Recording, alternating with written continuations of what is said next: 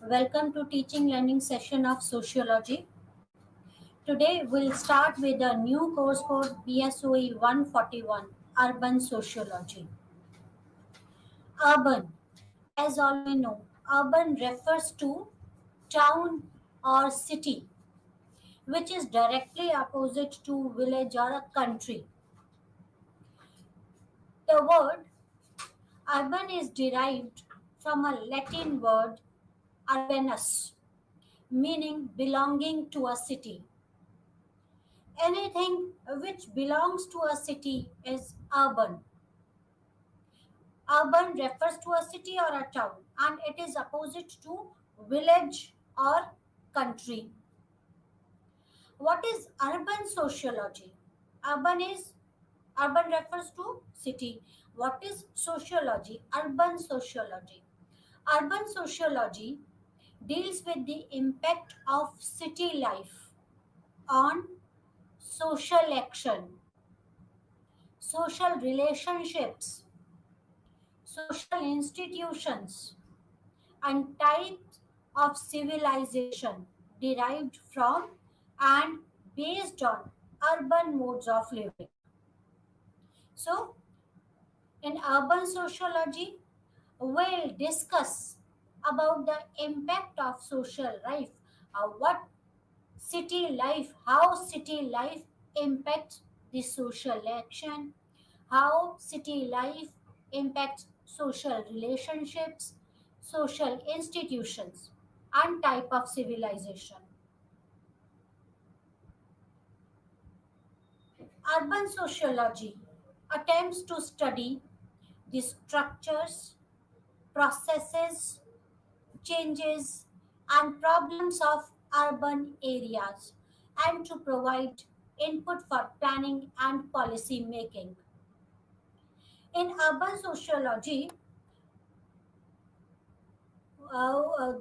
this sociology, the urban sociology is confined to the study of city or towns, the structures of city or towns, the processes of cities and towns, changes and problems of urban areas.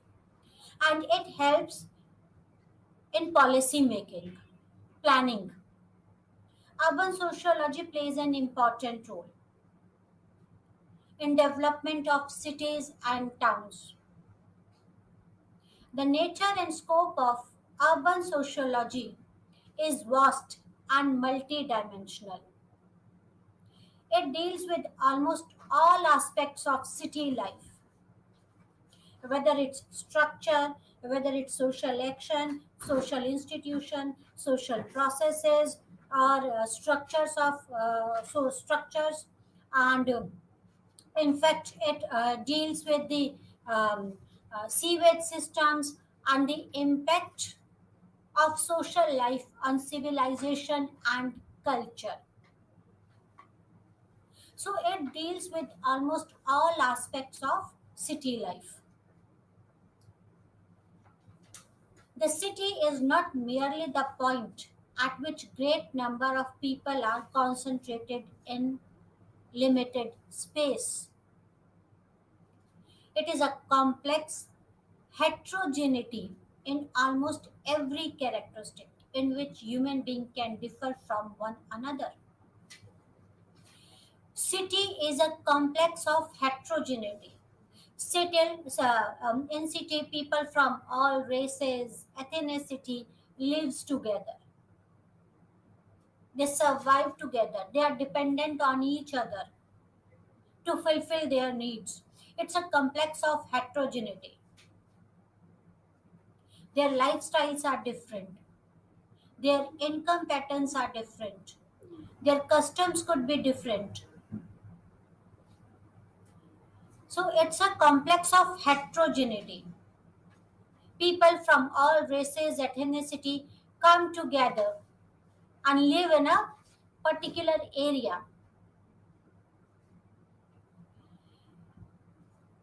The great number of people in cities, the great number of people are concentrated in a limited space. There's a well defined areas of a city, but the great number of people are concentrated in a limited space. The density is very high. Populations in cities are high. The city represents the most striking contrast to the social entities that we call a primitive folk or peasant societies. We discussed about the peasant or primitive societies in our previous lecture. The city is totally in contrast to primitive society or peasant society. In this, more people are concentrated in a specified geographical area. The density of population is high in cities, whereas in villages or in primitive society, that is not the problem. That was not the problem, right? The population density was not that high or is not that high.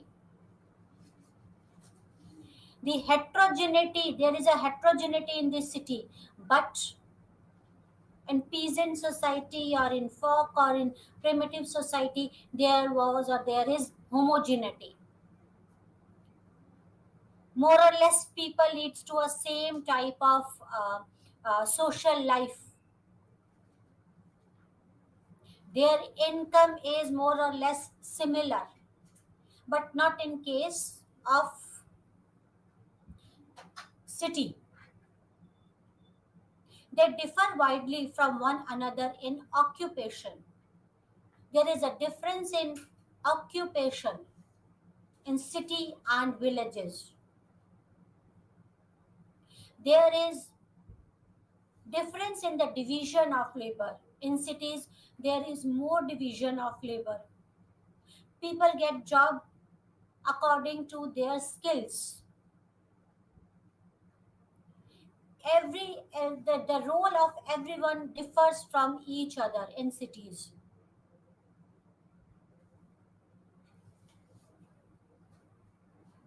The more extensive division of labor is there in the cities, there is a difference in terms of wealth and income. More wealth is concentrated in the cities, and the income of city dweller is more than the a village dweller. So cities and village differs in many aspects. First is density of population. Then we can differentiate them on the basis of division of labor. Then on the basis of wealth and income, and then solidarity, mechanical solidarity and organic solidarity. In villages, more or less there is mechanical solidarity. The skill set of each and everyone is more or less similar. They are joined together, there is a solidarity between them because of we feeling. While in cities there is an organic solidarity, the skill set of each and everyone differs, and they are dependent on each other to fulfill their needs and wants.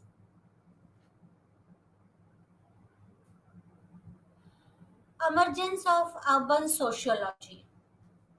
Urban sociology emerged as a distinct branch of sociology around early 20th century in West, especially after industrial revolution. After industrial revolution, people started moving towards the cities in search of jobs.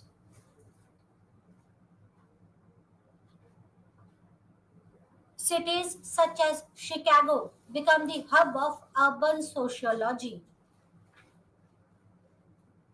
So industrial revolution played an important role in emergence of urban sociology because of development of industries. The capitalist started industries in the areas in the cities or in the areas where they can get the resources easily, where there is more transportation facility. People started moving in search of jobs from villages to urban areas.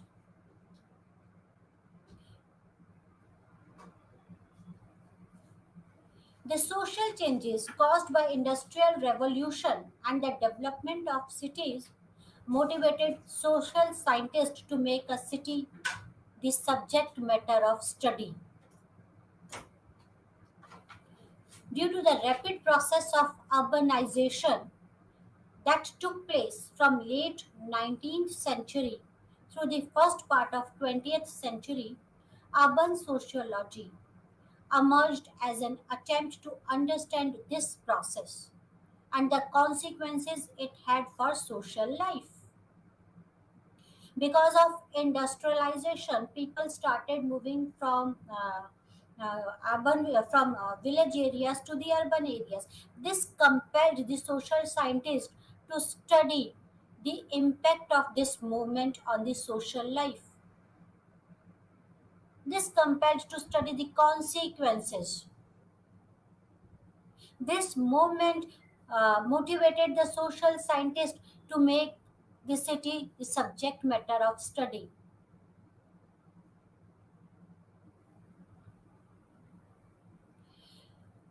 George Simmel is widely considered the father of urban sociology for his contribution to the field in his works such as Metropolis and Mental Life. George Simmel is the father of urban sociology. Urban sociology. There were early three sociological classics, but the real impetus came from the Robert E. Park with his article The City. Although social scientists started writing about the city life, the urban life, they started studying about the impact of urban life on social structure, on social action, on social institution. Robert Simmel is known as the father of urban sociology. His work, The Metropolis and Mental Life, contributed towards the urban sociology. But real impetus come with the work of Robert E. Park, The City, his work, The City. There was a concentration of scholars in the field of sociology in Chicago City, such as Robert E. Park, Robert D. McKenzie, E. W. Burgess, Lois Smith, working on urban sociology.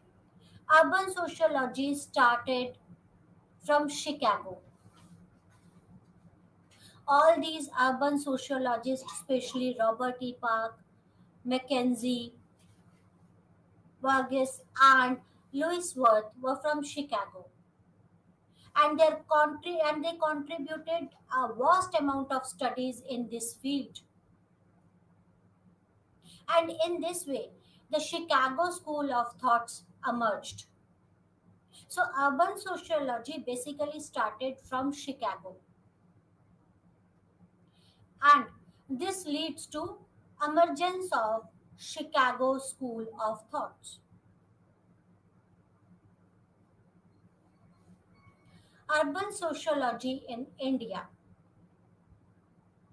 Urban studies was first initiated by a popular social scientist Patrick Geddes in University of Mumbai in 1950. Patrick Geddes started urban sociology in India in 1950.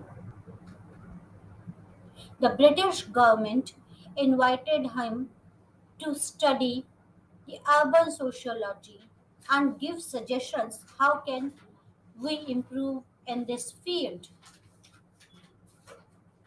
He studied Indian urban society, and then he had given a report. In his report, Bureaucracy is the main factor for the underdevelopment or the mismanagement of Indian urban society.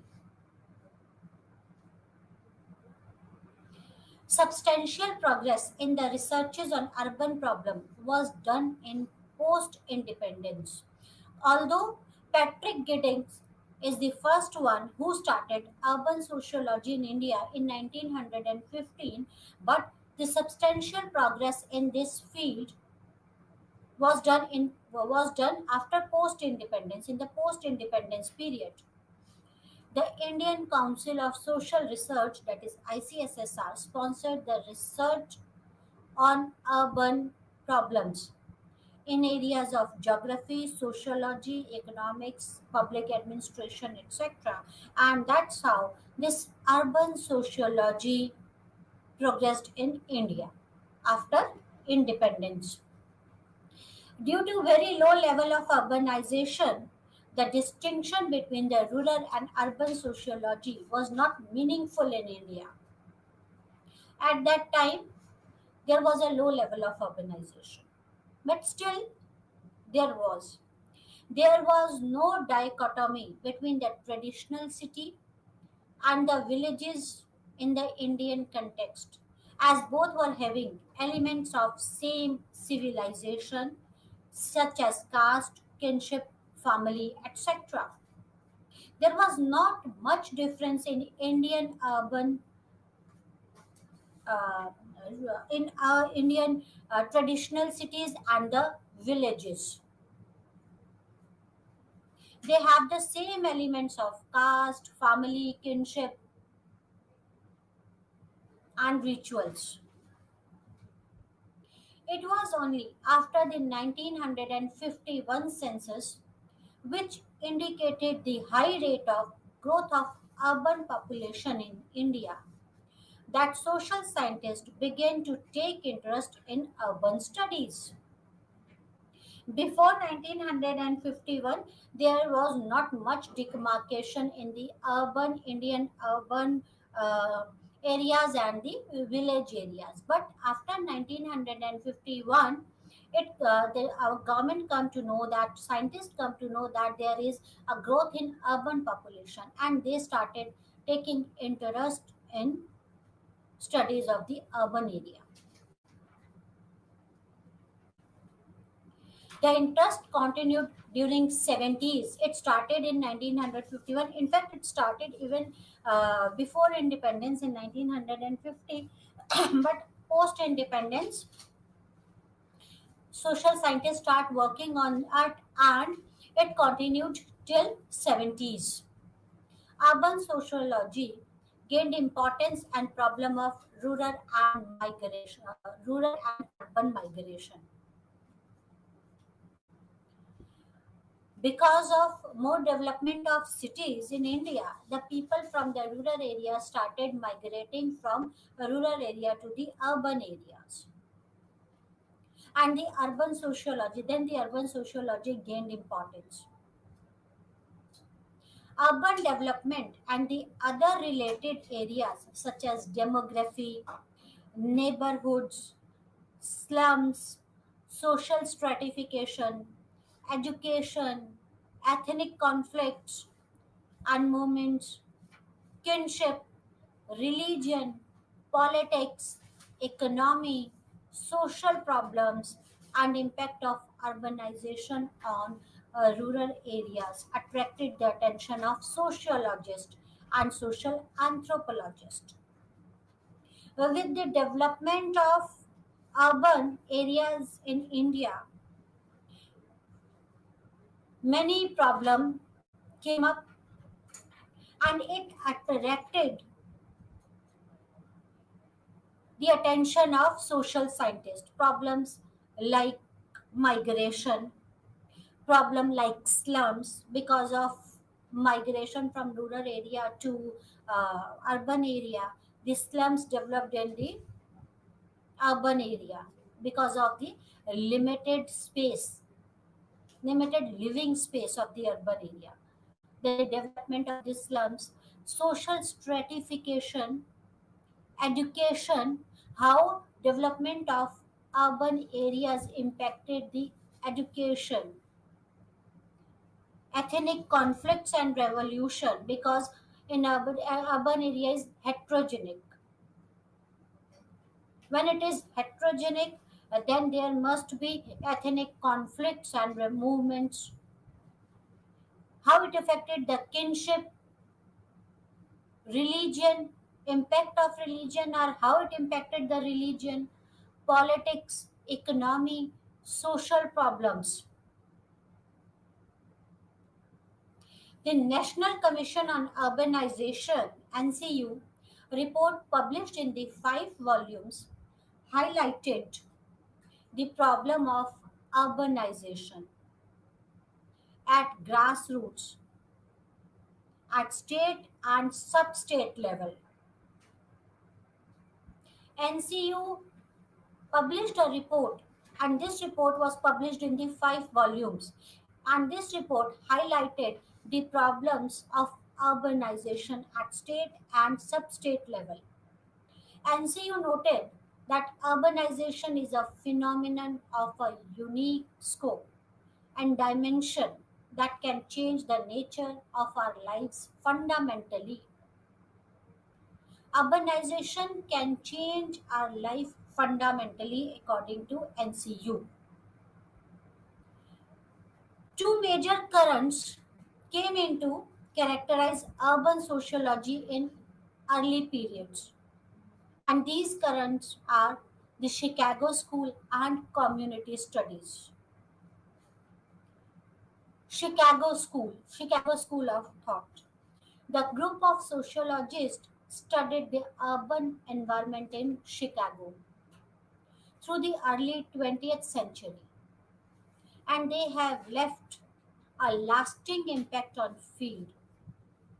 As subsequent researches adopted qualitative methods such as ethnography and land use mapping to theorize urban phenomena. Chicago School of Sociology is widely credited with institutionalizing urban sociology as a disciplinary subfield through pioneering studies of urban space and social interaction. The credit goes to the Chicago School of Sociology to institutionalize the urban sociology as a discipline, subfield of sociology. It is because of the efforts of this school,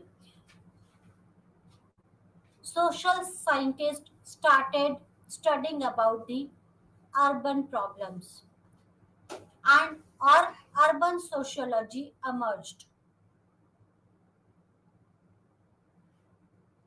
Social scientists like Robert Park, Mackenzie were from this school. They started urban sociology, and they studied they studied the urban population or the cities of Chicago.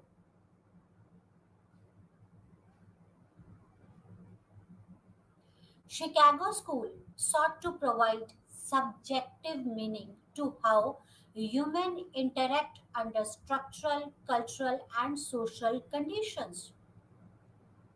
This school emphasized on the qualitative method of research. We discussed about the quantitative and qualitative method.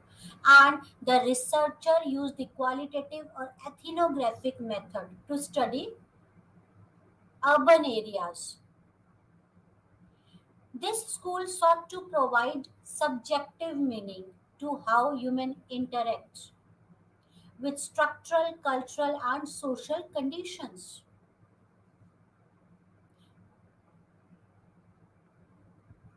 Chicago School was ideologically based around the notion of urban culture, a unified culture that would characterize city dwellers regardless of their class, gender, or ethnicity. This school was ideologically biased. Actually, they overlooked the class, the gender, or ethnicity like subjects. They unified the culture of the city dwellers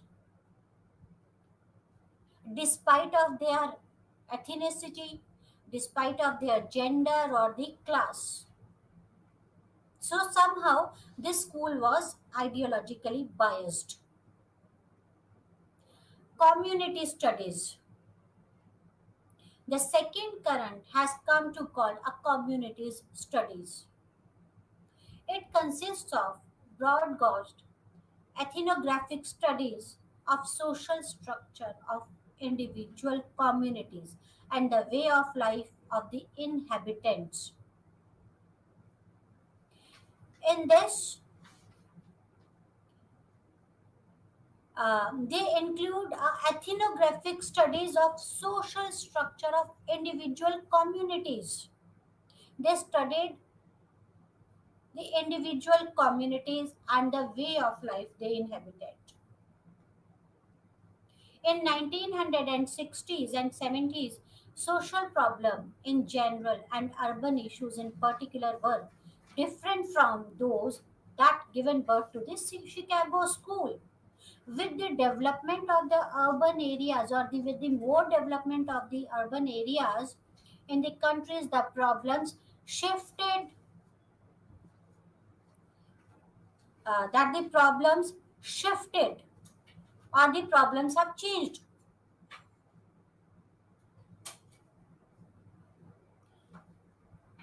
In 1960s and 70s, social or cultural integration was not the issue. But with this, while the school started, that social and cultural integration was the basic problem of the urban sociology of the development of the cities. Because of the heterogeneity of the cities, there was a difference in the there was a difference in the culture, because people from the different culture from different societies come to the city for various reasons, and this social and cultural integration was an issue, while the was the issue, and this has given birth to the Chicago school. But in 1960s and 70s, these problems, this integration, social and cultural integration, these problems shifted to the other side. There were other problems. The struggle over the control and orientation of urban industrial society was now at the forefront of urban problems. Instead of social and cultural integration, control and orientation of an urban society was the problem. New social movements were arising, challenging the very notion of development and industrialization. Few movements were challenging the notions of development and industrialization, calling for preeminence of human experience over economic growth and for new form of relationship between society and nature.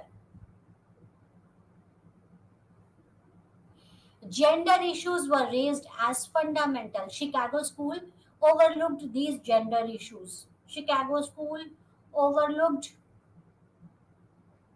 ethnicity issues. But in community studies, this ethnicity was a problem. A gender issue was a problem.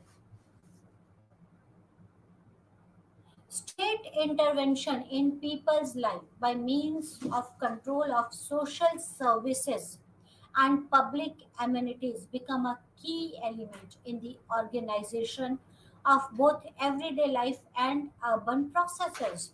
With the development of the cities with the urbanization, the state started intervening in the people's life. State started controlling the social services and public amenities.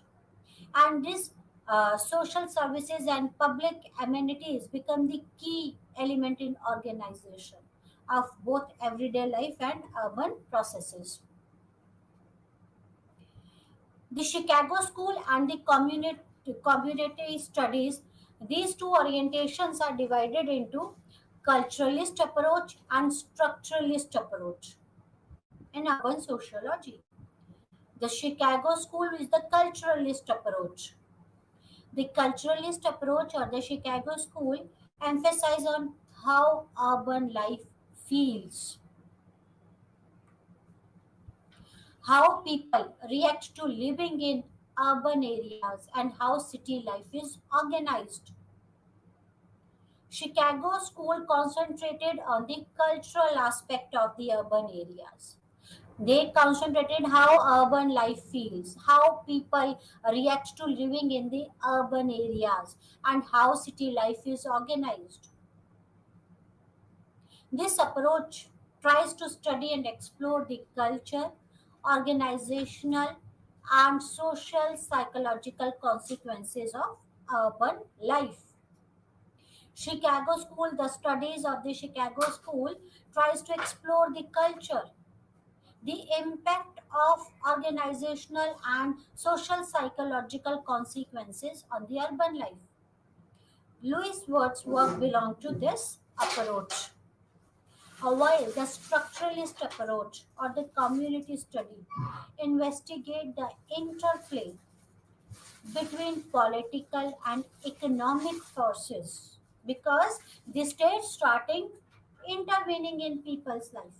So they investigate the interplay between the political and the economic forces, the growth, decline, and changes in spatial organization of urban spaces. They considered city as a physical embodiment of political and economic relationship. According to community study or the structuralist approach, there is a relationship in the political and economic aspect in city. They argue that the city itself is an effect of more fundamental forces, and cities are shaped by the social power that affects all aspects of human existence. According to the structuralist approach, the cities are shaped by the social powers, and these social power impacts the all aspects, whether it's political aspect, whether it's religious aspect, whether it's economic aspect. It affects all aspects of human life. The sociologists like Park, Burgess, Mackenzie of the Chicago School belongs to this approach, the structuralist approach. Thus, any study of urban sociology must include both approaches, that is, cultural approach and structural approach. The urban sociology is not a subject with distinct individuality, but a combination of both the above approaches. So you cannot say that this subject is related to the culture, the study of culture, or only the study of the structure of the society. That it includes a combination of the structure and the culture of the urban society.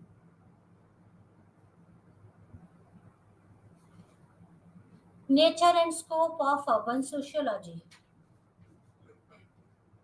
It relies on the related sciences and borrows from history, economics, social psychology, public administration, and social work. So it is not a pure science. It's not a pure subject. It is an interdisciplinary subject. It relies on economics, it relies on politics, it relies on public administration, because that public administration plays an important role in development of the cities. It relies on the social psychology, it relies on the history and social work.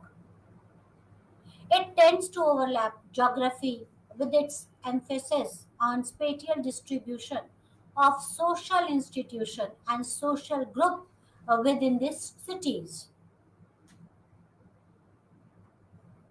Political science, with its emphasis on political behavior, power with decision making. Economics, with its perspective on public policy, taxation, and public expenditure. And anthropology, with respect to culture of group. So it's a combination, it's an interdisciplinary subject. The subject matter of sociology is cities and their growth, and it deals with such problems like planning and development of cities, traffic regulations, public water works, social hygiene, sewage work, housing, beggary, juvenile delinquency, crime, and so on. So, the subject matter of urban sociology is very vast. It deals with cities and their growth, and in cities and their growth, it deals with the crimes. It studies about the juvenile delinquencies, about sewage, about traffic problem, about social hygiene and water works, etc. The scope of urban sociology become wider as it not only tries to study the urban setup and effect, but also tries to give suggestion to solve problems arising out of dynamic nature of society.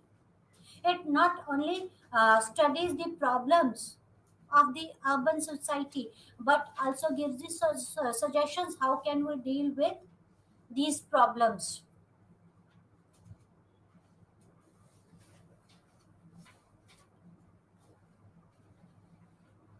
In many ways, the interest of urbanologists and ecologists also overlap with those of towns and city planners, social workers, various other specialists in education, race relation, housing and urban development and rehabilitation.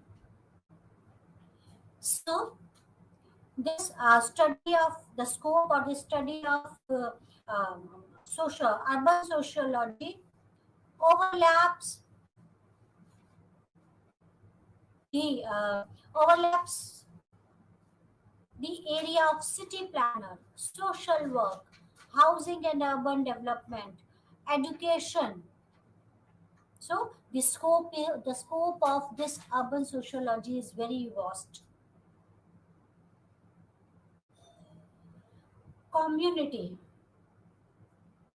Community is used to denote common habitat or the totality of all persons living in the same area. A well-defined geographical area. Community, there are certain characteristics of community. We discussed about these characteristics of community while we were discussing about the community. The first characteristic is there must be a well-defined geographical area. That is what is written. It is used to denote a common habitat or the totality of all persons living in a same area, a well-defined geographical area. The people who are living in a defined geographical area is a community. Frequently, the term community indicates more than merely a locality or its residents. Davis, for instance, stresses what he calls social completeness. He defines community as the smallest territorial group that can embrace all aspects of social life. That is, it is not only the people living in a well defined territorial area, but it embraces all aspects of social life according to Davis. It is the smallest social local group that can be on often is a complete society. It fulfills all its requirements, like a few characteristics of communities, well-defined geographical areas, right? Then there must be a we feeling. If there must be an emotional attachment, nearness to nature should be able to homogeneity should be there and should be able to fulfill all their needs. When they are able to fulfill all their needs, that is a complete society, right? McIver and Page approach the problem from somewhat different angle, emphasizing a relationship rather than the social organization. The basic criteria of community is that all of one's social relationship may be found within it. That is, there must be a we feeling. It is characterized by feeling of belongingness, friendly feeling towards each other. Cooperation is promoted and community can fulfill all its functions. What is ecology? Because this urbanization or the urban sociology covers or is interdisciplinary subject. So ecology and social urban sociology are intermingled. They depend on each other. Ecology, it was Robert E. Park who appropriated the principle of natural science, that is ecology, for the analysis of urban spaces. He applied those principles of ecology to analyze urban spaces. Ecology is the science which studies the relationship between living things and the environment. That is ecology, the study of relationship between the living things and the environment. And the Robert E. Park applied the principles of ecology on urban spaces. Urban ecology refers to an idea that emerged out of the Chicago School that likens urban organization to biological organization. Urban ecology has remained an influential theory in both urban sociology and urban anthropology. The theory, urban ecology theory, is essentially an extended metaphor that helps to explain how conflicting subgroups exist in a shared urban spaces and system. This theory explains how conflicting subgroups exist in the shared urban spaces and system because urban area is heterogeneous. Heterogeneity is there and the conflicting subgroup exist in the shared urban spaces and how this is possible. This urban ecology theory explains this. Like biological system, urban subgroups are development on one are dependent on one another for healthy functioning and also dynamic, that is they flourish and decline based on the political, economic and social tides. We can survive only when our organs functions together. Our organs are dependent on each other. They function in coordination. If our organ stops functioning in coordination, then an individual cannot survive. Similarly, Robert E. Park explained this urban ecology theory. According to this theory, all the urbans like biological subsystem, the urban subgroups are dependent on each other, and because of their dependencies, these subgroups survive in a given geographical areas. These conflicting subgroups, they share the urban spaces because of their dependence on each other. For healthy functioning, they have to work together. They depend on each other. They flourish and decline because of the political, economical, and social types. If they have strong political, social, and economic ties, they will flourish, otherwise, they will decline. Right? Urbanization. I used this term n number of times during this lecture. Now, what is urbanization?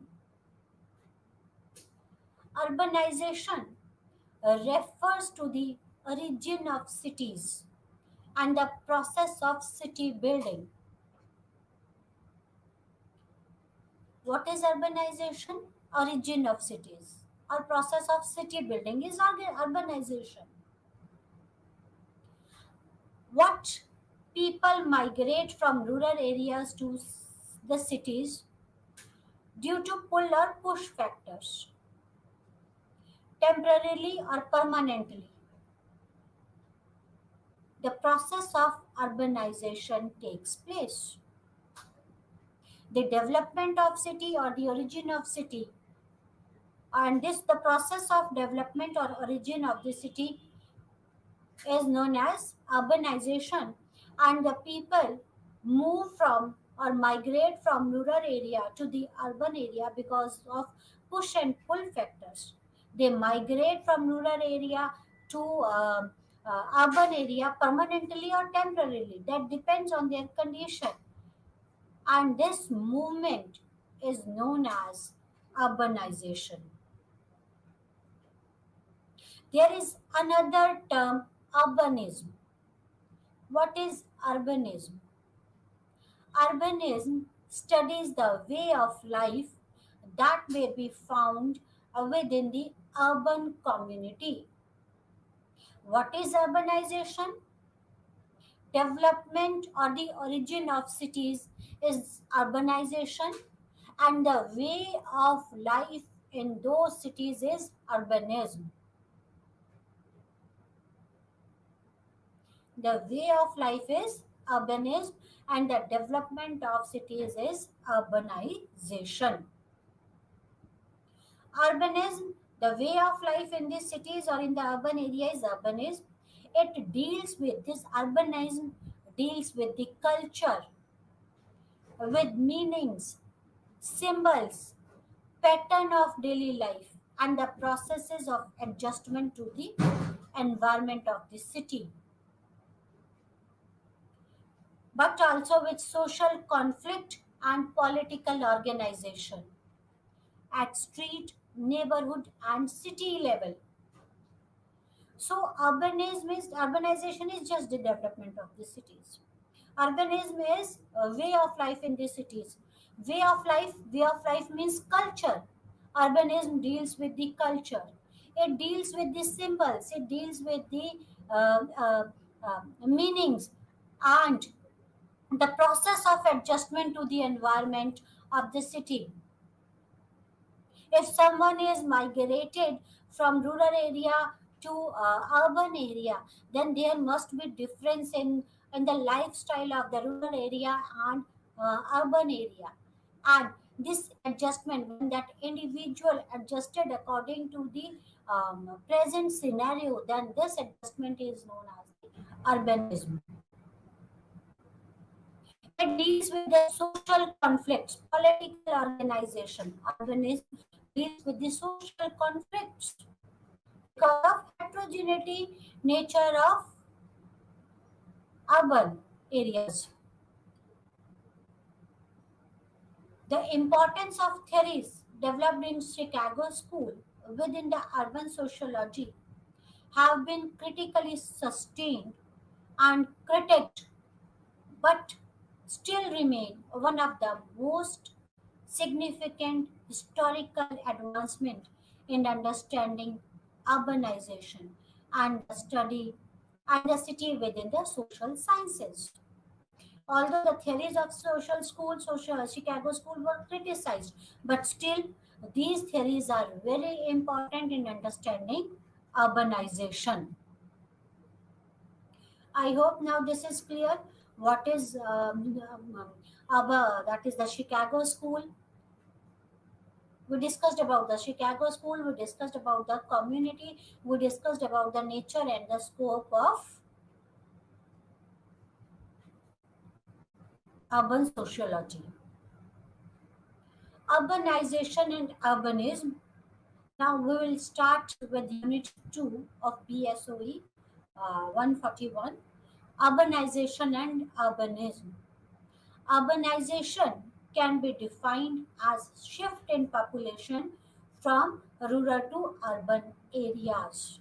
That is, the development or the origin of city is urbanization, and it includes this urbanization is shift of the population from rural to urban areas. There can be push and pull factors responsible for this urbanization.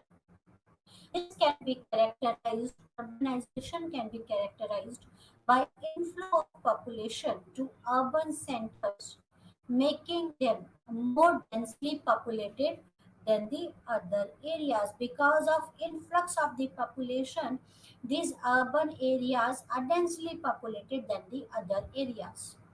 In most cases, the boundaries of urbans are divided in continuum. This means that we may not find a well demarcated boundary between the urban and the rural space. This continuum concept was given by the uh, Radcliffe. The most, not by the Radcliffe. In most cases, the boundaries of urban and rural are divided in continuum. Continuum means we cannot demarcate the boundaries between the urban and the rural space. It can be distinguished by the change in concentration of people, houses, commercial building, and transportation facilities as you travel from one region to another region. There is no well demarcated boundaries of the rural and urban area. You cannot make a wall to demarcate that this is the urban area or the rural area. But these demarcation can be distinguished, or these borders can be, or these boundaries can be demarcated by changing the concentration of people in urban areas. The population there is more the urban areas are more densely populated than the rural areas, so you can demarcate it with the concentration of the people, right, with the houses, their structure, with the commercial buildings and the transport facilities. There must be a transport facilities. Distinct characteristic of urban is that majority of population will be employed in non-agriculture sector with respect to the rural area. Although you can demarcate it on the basis of the houses, on the basis of the commercial building, on the basis of the transportation facility, but one of the main demarcation or the characteristic of demarcation is agriculture, that in the urban areas, the population will be employed in non-agricultural sectors, while in the rural areas, more population will be employed in agriculture sector. So more agricultural lands are found in rural areas, not in urban areas. As the population in urban spaces continues to grow, large scale urbanization happens. and thus causing a phenomenon called urban spawns. Because of influx of the population or influx of the people, that the urban spaces continue to grow, and this process is known as urban spawns.